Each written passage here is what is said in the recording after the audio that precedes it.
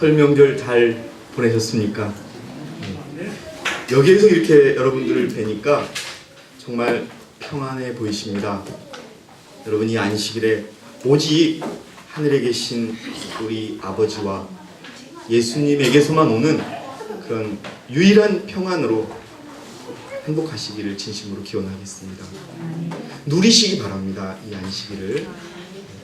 오늘 저는 여러분들이 잘 아시는 그런 성경 열처녀의 비유를 통해서 우리가 과연 슬기로운 처녀로 살아가고 있는가, 슬기로운 처녀가 어리석은 처녀보다 달랐던 것이 무엇인가를 확인하는 그런 시간을 갖도록 하겠습니다. 여러분, 열처녀가 있었어요, 성경에. 근데 이 열처녀가 10명의 처녀였습니다. 근데 무엇을 하고 있었어요? 이 열처녀가 하고 있는 것은? 기다리고 있었어요. 누구를 기다리고 있었습니까? 신랑을 기다리고 있었어요. 그런데 신랑을 기다리고 있었는데 참 놀랍게도 5명은 신랑을 만났고 5명은 신랑을 못 만나는 일이 벌어졌어요. 그리고 못 만나는 거에서 떠나가지고요, 어떤 말을 들었냐 하면은 25장 11절부터 다시 한번 여러분 보시면은요, 정말 무서운 말씀이 있습니다. 제가 좀 읽겠습니다. 문은 닫혔더라가 이제 10절에 끝나고요. 그 후에 나머지 처녀들, 어리석은 처녀들도 와서 말하기를 주여, 주여, 우리에게 열어주소서라고 하더라. 그러나 그가 대답하여 말하기를 진실로 내가 너희에게 말하노니 나는 너희를 알지 못하노라 하더라.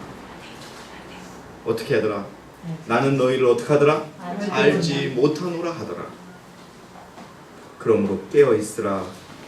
너희는 인자가 오실 그날과 그 시간을 모르기 때문이다.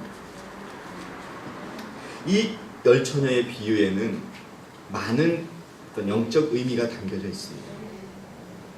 밤중 소리가 갖고 있는 의미, 또 그 열처녀들이 달랐던 의미, 이런 것은 나중에 또 여러분에게 말씀드리고요. 무엇이 이 슬기로운 처녀와 어리석은 처녀의 차이였는가 하는 일을 저는 여러분과 함께 연구하고 그것을 통해서 은혜를 나누고자 합니다. 여러분, 차이가 뭘까요? 이 10명의 처녀들 중에서 지금 사실 이 10명의 처녀를 비유해 본다면 지금 이 자리에 앉아있는 우리 모두가 똑같은 겁니다. 그런데 반은 신랑을 기다리다 신랑을 만나러 들어갔고 반은 못 들어간 놀라운 극과 극의 결과를 맞이하게 된다는 거죠. 무슨 차이가 이런 엄청난 차이를 만들었을까요? 1등과 2등의 차이도 아니에요. 세상에서는 1등과 2등 차이는 별로 안 나잖아요. 근데 이거는 1등과 2등으로 나누는 게 아니라 어떻게 되는 거예요? 신랑을 만났어요. 처녀가 신랑을 만나기를 기다리는데 그 신랑을 만나서 무엇을 하려고 그랬냐 하면 혼인잔치를 하려고 그랬거든요. 근데 그것만을 위해서 기다리던 그 신부 10명 중에 반은 내가 너를 전혀 모른다는 소리를 들으면서 그들의 운명을 마치게 되는 그런 놀라운 일이 벌어지게 되는 거예요. 여러분, 딱 한 가지 차이입니다. 근데 그 차이가 너무나 큰 거죠. 여러분, 미련한 처녀와 슬기로운 처녀의 차이가 뭡니까? 기름이 있어요. 기름을 등과 함께 슬기로운 처녀는 기름을 가지고 있었고, 그리고 미련한 처녀는 등불만 가지고 있다가 그냥 졸고 마는 거예요. 그럼 5명의 미련한 처사는 졸았습니까, 여러분? 다 졸았어요. 다 졸았단 말이에요. 여러분들이죠, 증언보감 1권에 보니까 이런 말씀이 있습니다. 이 졸고 있는 제자들은 이제 얼처녀하고 이제 매치되는 말인데요. 이 졸고 있는 제자들은 하나님의 심판의 때가 가까워 왔을 때 졸고 있는 교회를 대표한다 라고 이렇게 말하고 있습니다. 여러분, 심판의 때 존다는 게 이게 얼마나 무서운 거예요. 저는 예전에 시험 공부를 할 때 보면은 시험이 가까울수록 정말 이 시험을 안 봤으면 하는 생각이 자꾸 들어요. 그래서 이제 일주일 밖으로 다가오면 막 조급해지면서 준비를 하지만 이것이 연기됐으면 뭐 이런 생각들을 많이 했거든요. 그러면서 준비를 해요. 근데 어떤 친구들을 보면 그냥 이 시험을 포기해버려요. 포기하고 그냥 자버려요. 그리고서 시험 볼 때 한 10분도 안 걸려요. 한 5분이면 끝나요. 어떻게 시험을 보냐 하면 연필로 툭 눌러가지고 나오는 대로 그냥 적는 거예요. 또 어떤 친구는 옆에 있는 친구 거 그대로 보고 뺏기는 거예요. 그리고선 에이 포기했다 하고서 마는 거죠. 근데 이 10명의 처녀들은요 무척 열심히 공부를 하는 거예요. 똑같이. 그래서 다들 100점을 맞을 준비를 하고 있는데 5명은 100점을 맞았는데 5명은 시험도 못 보는 일이 벌어진 거예요. 그 차이가 뭔 것인가에 대해서 말씀을 드리고자 합니다. 여러분, 가장 큰 차이는 뭐냐면요,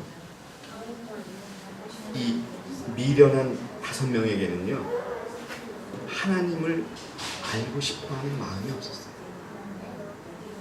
이것이 가장 큰 특징이었다라고 예언의 시는 가르치고 있습니다. 실물교훈에 보시면 자세하게 나와 있는데요. 그리고 하나님을 알지 못하기 때문에 하나님의 품성을 연구하지도 않았고 오직 기다리기만 한 민노라고만 했던 사람들을 이야기하는 것입니다. 그러면 우리 안에는 그런 차이가 없지 않겠습니까? 라고 질문하는 분이 계실지도 모릅니다.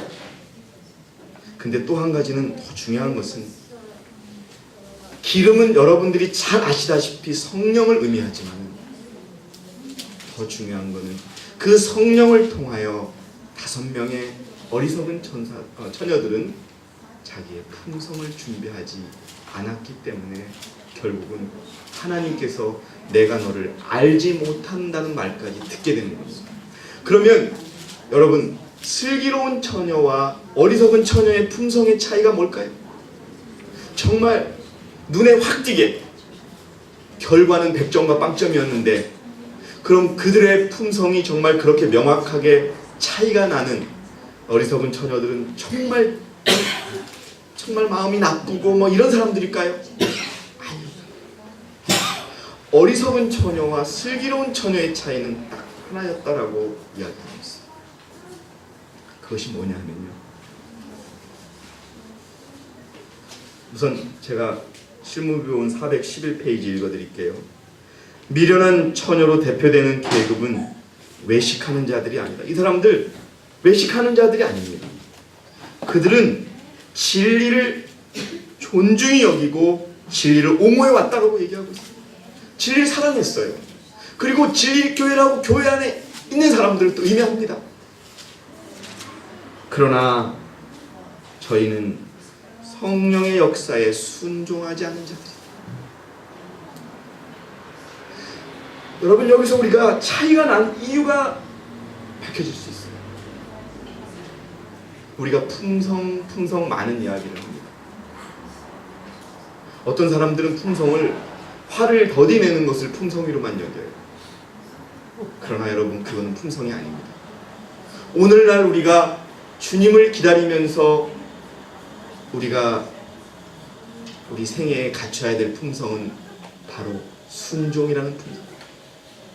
여러분, 놀랍게도 성경의 역사가, 성경의 메시지가 이 인류와 세상에게 던지는 가장 큰 그런 메시지는요, 나의 말을 따르라, 나의 말을 순종하라는 그런 메시지라는 거죠. 그런데 놀랍게도 결과는 순종하는 사람과 순종하지 않은 사람으로 갈려 있다는 거예요. 세상과 교회와의 차이에도 있고, 놀랍게도 교회 가운데에서도 순종하는 자와 순종하지 않은 자가 분명히 갈려져 있더라. 그런데 그 결과는 놀랍더라.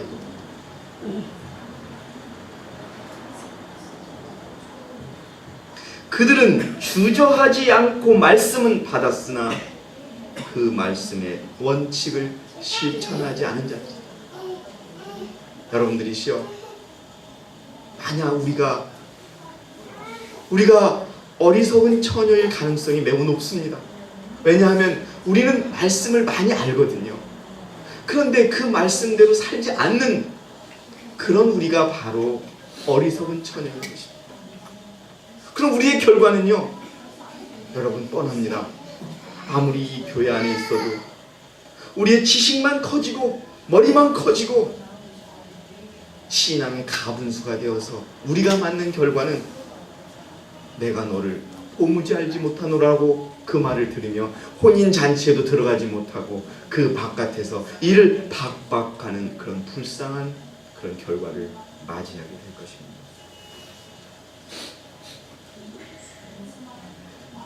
지물교훈 411페이지, 비유 가운데 10처녀가 다 신랑을 맞기 위하여 나아갔다.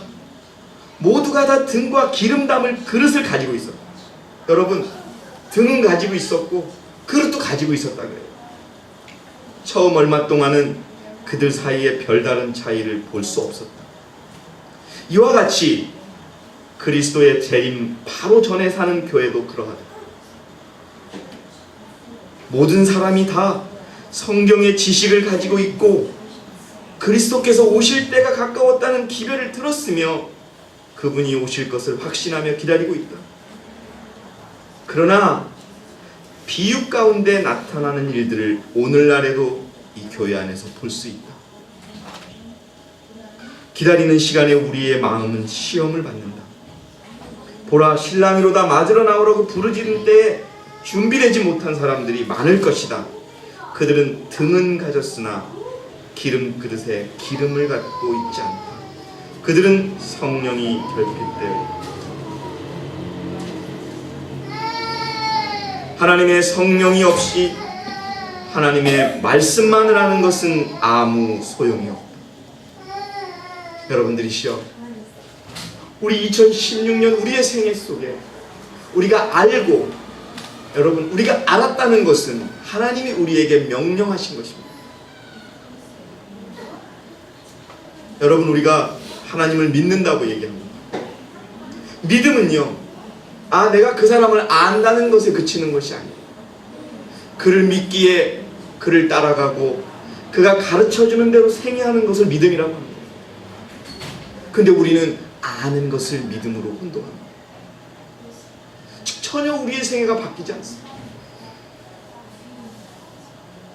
말씀대로 살아가는 그런 자들이 슬기로운 자들입니다.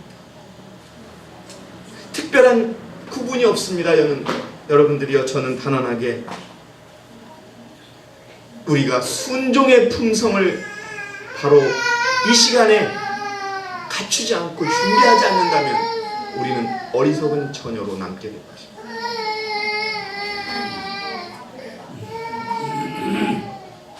우리가 비록 성경의 말씀과 약속들에 정통하다 할지라도 하나님의 영이 진리를 깊이 깨닫게 하지 않을 것 같으면 우리의 품성은 변화되지 않을 것입니다. 여러분들이시여, 정말 우리가 이것을 위해서 기도해야 합니다. 사실 여러분, 개혁운동 교회에 들어온다는 그 자체만을 따지면 우리가 개신교회 목사님들과 꿀릴 게 없을 정도로 성경의 지식을 많이 알게 됩니다. 그러나 우리에게 부족한 것이 있습니다. 우리가 외부에서 봤을 때 부족하게 비춰지는 것은 다른 게 아닙니다. 말씀대로 살지 않은 우리의 생애가 부끄러운 것입니다. 근데 우리가 그걸 압니다. 우리 스스로 알아요. 10년이 지나고 20년이 지나고 30년이 지나고 내 생애가 바뀌지 않은 것을 알거든요. 여러분, 알 때, 깨달을 때 그것을 박차고 나와서 다시 시작하는 저와 여러분이 되시기를 바랍니다. 여러분, 우리가 알면서 그냥 앉아있고 한 주 한 주가 지나는데도 그땐 내가 그랬기 때문에 어쩔 수 없었어. 그땐 내가 그랬어. 내가 그때 아팠어. 내가 그땐 경제적으로 너무 어려웠었어. 그땐 내가 너무 상처받았었어. 그땐 내가 너무 마음이 아팠어 라는 이런 변명하지 마시고, 아 내가 맞아, 말씀대로 살지 못했어. 나의 죄가 커. 나는 어리석은 처녀였어. 그러나 나는 슬기로운 처녀가 돼야 돼. 작은 것이라도 나 실천할 거야. 실천하는 저와 여러분이 되시기를 진심으로 바랍니다. 그것은 성령이 우리를 만들 것입니다. 성령이 우리 마음에 밝혀주지 않을 것 같으면 사람들은 진리와 오류를 분간할 수 없게 될 것이며 저희는 사단의 교묘한 시험에 빠지게 될 것이다.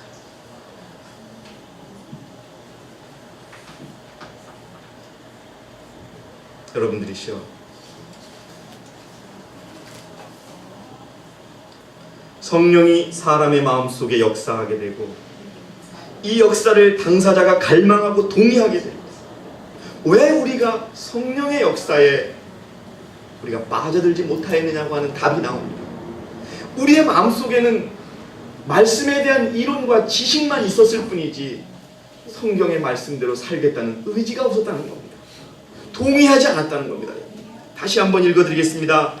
성령이 사람의 마음속에 역사하게 되고 이 역사를 당사자가 갈망하고 동의하게 될 때 그의 안에는 새로운 품성이 심어질 것이다. 여러분, 우리의 품성이 바뀌어야 한다고 생각하신다면 말씀대로 살고자 하는 의지를 가지고 하나님께 드리십시오. 우리가 그것도 없습니다.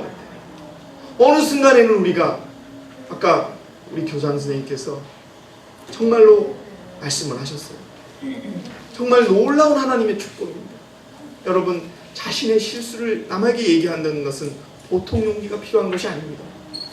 그런데 여러분들이시여, 그 계기가 나에게 치명적인 계기가 되어야 됩니다. 무서운 계기가 되어야 됩니다. 부끄러운 계기가 되어야 됩니다. 정말 내가 고개를 들고 하늘을 쳐다볼 수 없는 그런 계기가 돼서 내가 말씀대로 살겠느라는 다짐, 주여 내가 말씀대로 살지 못하면 죽을 것이라는 각오가 아니고서는 우리가 바뀌어지지 않습니다. 저도 몇 번이고 그런 걸 많이 경험했어요. 그때 당시에는 얼굴이 화끈화끈거리고 수치스럽고, 아, 또 나로 인해서 내가 사랑하는 그리스도를 내가 못 박았구나라고 하지만 어느 순간에 내 마음은 또 나와 타협하고 또 나를 합리화시키고 또 다른 사람에게 탓을 돌리는 그런 생애가 반복이 되더라는 겁니다. 여러분들이시여, 성령의 역사에 갈망하고 동의할 때 우리의 품성이 바뀐다는 것을 잊지 마십시오. 우리 교회 안에서 부르짖어야 합니다. 하나님이시여, 나는 이런 품성이 부족합니다. 순종의 품성이 부족합니다. 아버지 주십시오. 재산의 축복보다, 출세의 축복보다 아버지시여, 순종의 축복을 제게 주시옵소서. 가장 무서운 축복이 바로, 가장 힘있는 축복이 바로 순종의 축복입니다. 그러나 미련한 처녀로 대표되는 계급은 표면적인 행위만으로 만족하는 것이다. 그들은 하나님을 알지도 못하는 자들이다. 그러니까 제가 말씀드린 거죠. 여러분들이시여, 이런 사람들은 어떤 믿음 속에 있는 사람들이냐면요, 증언복음 1권 408페이지에 이런 사람들은 그리스도께서 쉽게 오실 것에 대한 믿음이 떨어지고 있는 사람들이다. 예수님이 금방, 말로는 말세요, 예수님이 금방 오실 거라고 하지만 그들의 마음속에 예수님이 금방 오시겠어? 라고 생각한다. 주인이 더디 오리라고 마음에 생각할 뿐만 아니라 말과 행동으로 그것을 입증하는 자들이다. 여러분들이시여, 정말로 이 세상을 놓고 볼 때 저는 정말 어제 저희 집을 찾은 우리 형제에게 세상이 너무도 요상하다, 세상이 너무도 요상하고 너무 예측이 불가능하다. 인간들은 자기들이 공부한 것, 경험을 토대로 이러한 상황에서는 앞으로 이렇게 바뀔 것이다 라고 예측을 하며 살아가잖아요. 근데 그 예측이 지금 다 틀려지고 있어요. 지금 이렇게 보면 미국 경제가 올라가면 전 세계 경제가 같이 올라가야 되거든요. 근데 미국 경제도 올라가다가 떨어지고 세계 경제는 바닥을 향해 가고 있어요. 10년 전에 정말 유명한 경제학자들이 1년 연봉이 수백억씩 받는 사람들이 뭐라 그랬냐면 10년 후에는 석유값이 200달러까지 갈 것이고 200불 원유가요.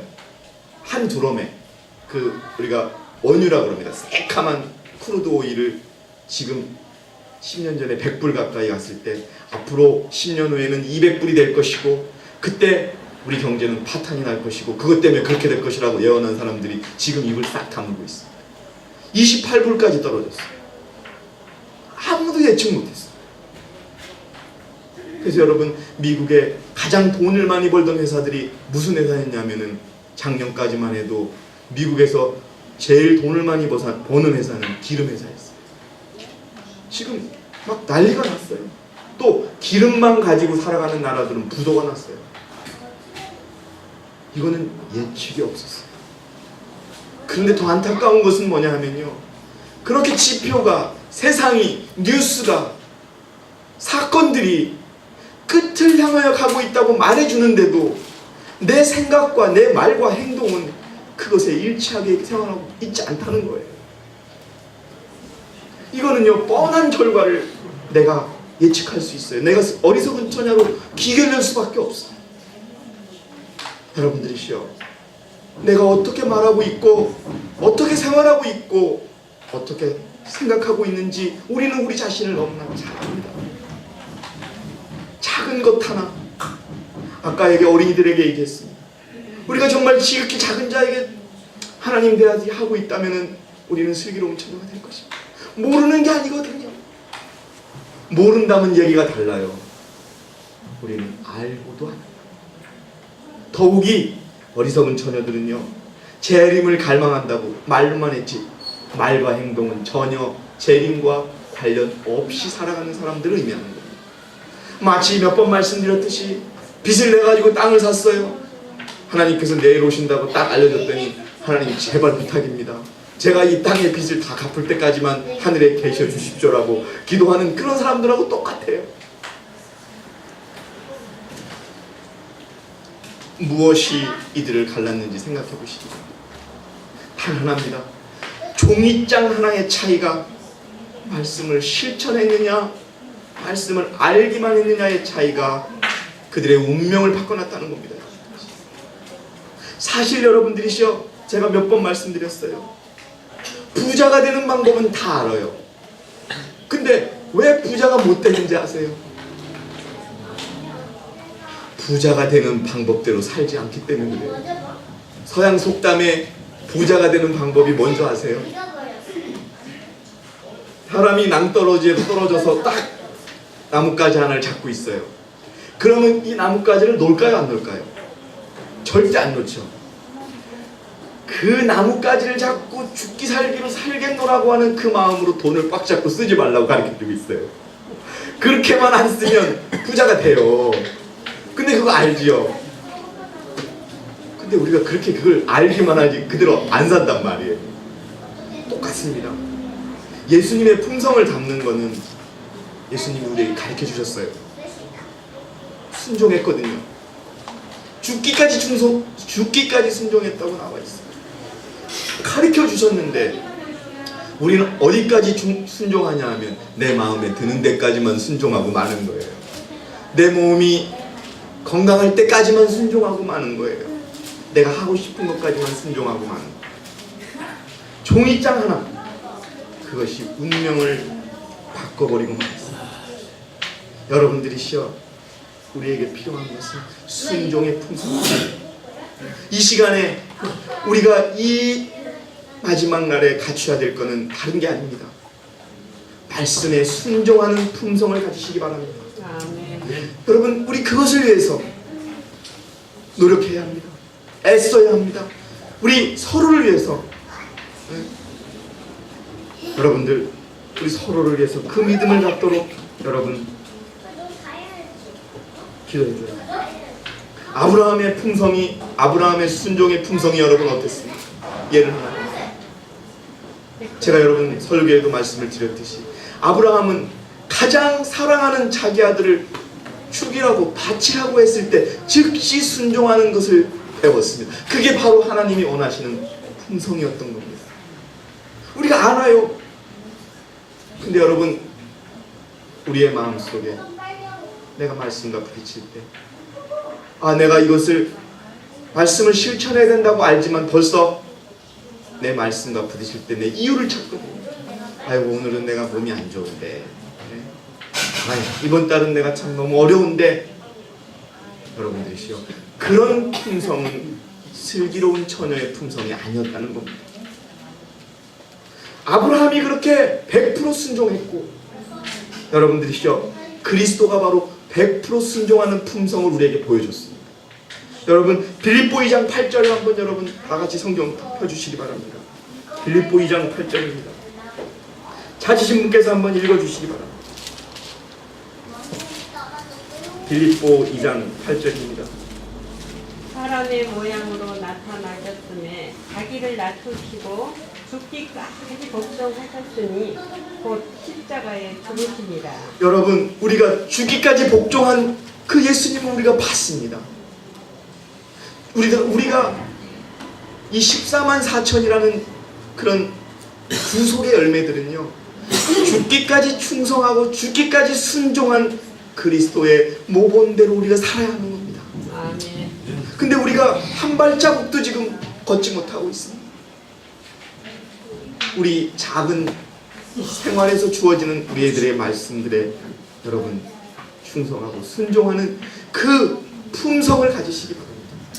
아멘. 말씀대로 순종하며 실천하는 그 품성이 정말 하나님이 원하시는 품성입니다. 아멘. 그것만 이루어진다면 우리가 죄도 이길 수 있고 죄도 버릴 수가 있고 원수도 사랑할 수 있습니다. 순종의 품성을 가지시는 저와 여러분이 되시기를 바라겠습니다. 아멘. 여러분들이시여, 사울이 왜 하나님으로부터 버림을 받았습니까? 우리는 어리석은 처녀와 버림받은 사울이 똑같다는 것을 우리가 알 수 있습니다. 사울은 하나님의 명령에 순종했습니다. 그러나 어디까지 순종했습니까? 자기가 하고 싶은 것만 순종하고, 아말렉 족속을 쳐고서 하나님의 명령대로 모든 가축을 다 죽여버리라고 했을 때 사울은 그렇게 하지 않았습니다. 여러분들이시여, 120살 먹은 할아버지가 100년 동안 수십 년을 기다려왔던 아들을 바치겠습니다, 이유 없이 그 다음날 아들과 떠나는 그 순종과, 이 살찐 짐승 중에 몇 개는 좀 내가 필요해서 죽이지 말아야 되겠습니다라고 하는 사울의 그 품성을 비교해 보시기 바랍니다. 사울이 바로 그런 이유 때문에 버림받을 수밖에 없었다는 것을 기억하시기 바랍니다. 이 열처녀의 비유에서 우리가 배워야 될 것은 완전한 순종의 품성이라는 겁니다. 여러분들이시여, 바로 우리가 작은 말씀 하나하나에 완전한 순종을 하는 품성을 갖출 때 10명밖에 안 되고 20명밖에 안 되지만 2천만이 사는 이 수도권에 하나님의 영광으로 이 세상을 환히 비추는 일들이 일어날 것입니다. 그런데 우리가 그것을 못하고 있어요. 우리의 생애에서 무너지고 맙니다. 자, 여러분들이시여, 자신에게 묻기 바랍니다. 내가 얼마나 간절히 하나님의 말씀대로 살아가기를 원하고 있는가? 이것이 내 인생의 최고의 목적이 되고 있는가? 아니면 내 마음대로 살고 형제를 비난하고 불평하고 원망하는 것이 내 인생의 목적인지 한번 여러분 우리 자신을 냉정하게 보시기 바랍니다. 만약에 우리가 개혁하려고 하는 것이 내 인생의 최대의 목적이 아니고 그냥 그것이 후순위로 밀려있다면 우리는 어리석은 처녀로 할 것입니다. 기억하시기 바랍니다. 죽기까지 순종의 삶을 사는 품성을 가진 자가 바로 성령을 통해서 기름을 준비하고 있었던 것입니다. 그렇기 때문에 졸았어도 기별이 왔을 때, 예수님이 나 간다 라고 했을 때 품성을 가지고 예수님을 만날 수 있었던 것입니다.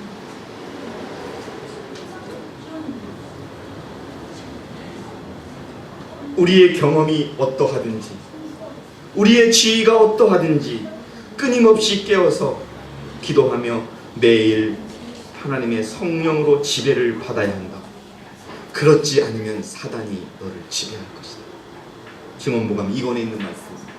여러분들이시여, 우리에게는 예스냐 노냐, 맞냐 틀리냐, 하나님이냐 사단이냐 이거밖에 없습니다. 우리는 중간이 없습니다. 우리는 자꾸 중간에 있으려고 합니다. 양다리 거치려고 하죠.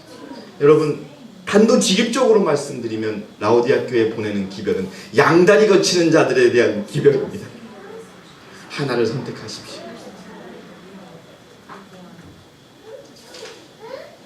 여러분이 잘 아시다시피 기름은 성령을 표상합니다.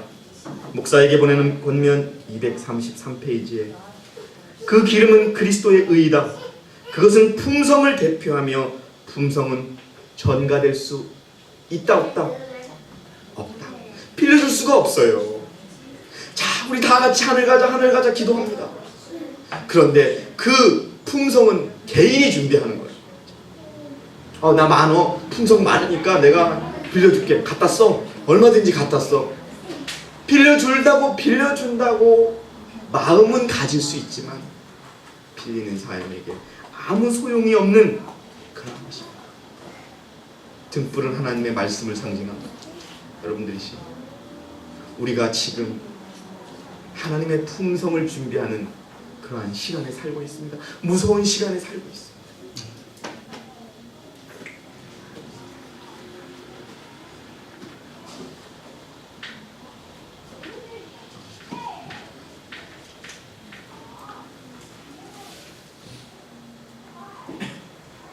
어느 택시기사가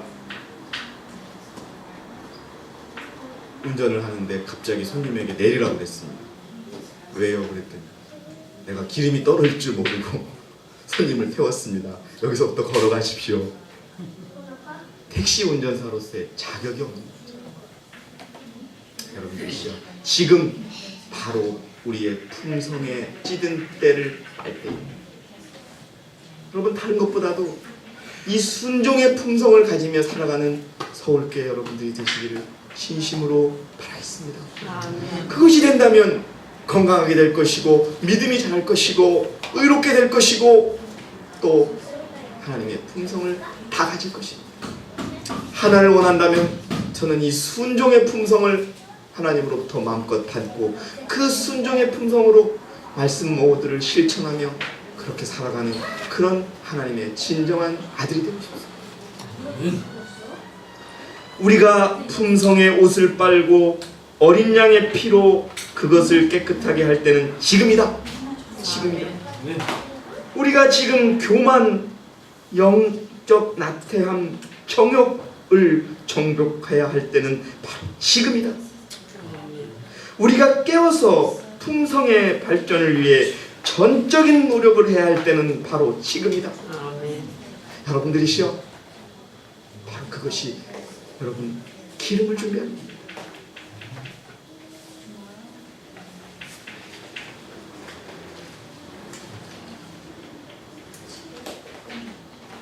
그 기름을 여러분, 우리의 품성은 쓰라린 아픔을 통해서 준비될 수도 있습니다. 그래서 여러분, 내게 어려움이 닥치거나 시련이 닥치면은 내가 기름을 준비하기 위해서 지금 하나님께서 나를 사랑하고 계시는구나 라고 여러분 이해하시기 바랍니다. 교회증언 4권 220페이지에 우리의 믿음을 매우 혹독하게 시험하여 하나님께서 우리를 버리신 것처럼 보이게 하는 바로 그 시련들은 우리를 그리스도께로 더욱더 가깝게 인도하도록 계획된 것이다. 그대의 아버지께서는 그대 곁에 계셔서 말할 수 없는 사랑으로 그대를 굽어보고 계시며 재련자가 귀한 광석을 정련하듯이 그대의 유익을 위하여 고통을 주고 계시다. 내가 고통받고 애쓰고 여러분 지난 며칠 전에도 우리 어떤 집사님 한 분이 저에게 전화를 주시고 눈물을 흘리면서 예수님을 만나고 싶다. 예수님을 만나야지 내가 정말 살 것 같다고, 예수님 말씀대로 살고 싶다며 정말 저에게 전화를 하는 집사님이 계셨어요. 그래서 제가 그랬습니다. 우시라고, 마음껏 우시고 마음껏 우시면서 외치시라고, 예수님 정말 나에게 예수님의 품성을 달라고 외치시라고 제가 그렇게 말씀을 드렸고, 지금 예수님의 인도를 받으신 것이라고 제가 말씀드린 적이 있습니다. 여러분들이시여, 이 시대에 우리는 많은 일을 해야 합니다. 그러나 가장 중요한 일, 제가 대학교 1학년에 갔을 때 저희 지도 교수님이었어요. 밥하기 전에 돌을 골라내야지 밥하고 나서는 돌을 못 골라낸다고 얘기합니다. 여러분, 이게 굉장히 쉬운 말이지만 정확한 진리예요. 여러분들이시여, 지금 우리의 품성이 준비되기를 원합니다. 그것이 여러분들의 저의 강렬한 소망이기를 원합니다. 그래서 어리석은 처녀가 아니요 슬기로운 처녀로 발견되는 저와 여러분들이 되시기를 바랍니다. 제가 이 말씀을 읽고 오늘 설교를 마치고자 합니다. 이 비유를 보면 슬기 있는 처녀들은 등을 가졌을 뿐 아니라 그릇에 기름을 담아 가지고 있었죠. 그들의 등불은 기다리고 있는 그 밤 동안 조금도 흐려지지 않고 환하게 불타오르고 있었다. 그 등불은 신랑을 축하하기 위하여 비추는 불빛을 더욱 환하게 해주었다. 어둠 속에서 비치는 이 등불은 신랑이 혼인잔치를 위하여 자기 집으로 가는 길을 환하게 비추는 데 도움이 돼요. 여러분들이 십발장 천사의 기별을 믿는 자들이 그의 영광으로 이 땅을 환하게 하는 것은 그리스도가 오는 그 길을 비추는 것입니다. 이와 같이 그리스도를 따르는 자들도 성령을 통하여 어두운 이 세상에 빛을 비춰주어야 합니다. 여러분, 큰 빛도 있을 수 있어요. 그러나 작은 것들, 누구에게나 사랑으로 대해주라는 그 말씀, 또 정직하라는 것들, 또 여러분 많이 있습니다. 뭐 율법의 계명이 다 그래요. 남의 것을 손에 대지 말라는 것들, 그거 하나하나에 우리가 충실하게 나갈 때 그것이 바로 세상을 향하여 힘센 천사가 주님의 영광으로 이 땅을 환하게 하는 그런 삶이라는 것을 여러분 잊지 마시기 바랍니다. 이와 같이 하나님의 말씀은 빛이시며 그것을 받은 자의 생애를 변화시키는 능력이 된다. 성령은 그들의 마음 가운데 하나님의 말씀의 원칙을 심어줌으로써 사람들 속에 하나님의 속성을 개발시켜준다. 그분의 영광에 비친 그분의 품성은 예수를 따르는 자들에게서 비쳐 나와야 한다.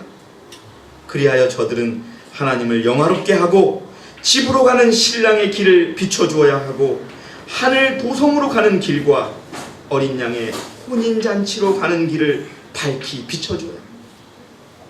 여러분들이시여, 이제 우리의 생애 속에서 말만 하는 신앙은 끝쳐지기를 원하겠습니다. 그것은 18장 천사가, 힘센 천사가 온 땅을 그의 영광으로 환하게 하는 빛인 것입니다. 여러분들이시여, 이 어려운 시기에 정말 하나님의 말씀을 실천하고 순종하는 그런 그리스도의 품성, 죽기까지 순종한 그리스도의 품성이 저와 여러분들의 생애에서 그대로 실현되는 그런 축복의 시간이 되기를 바라면서 오늘 제가 준비한 모든 말씀을 마치도록 하겠습니다. 아멘.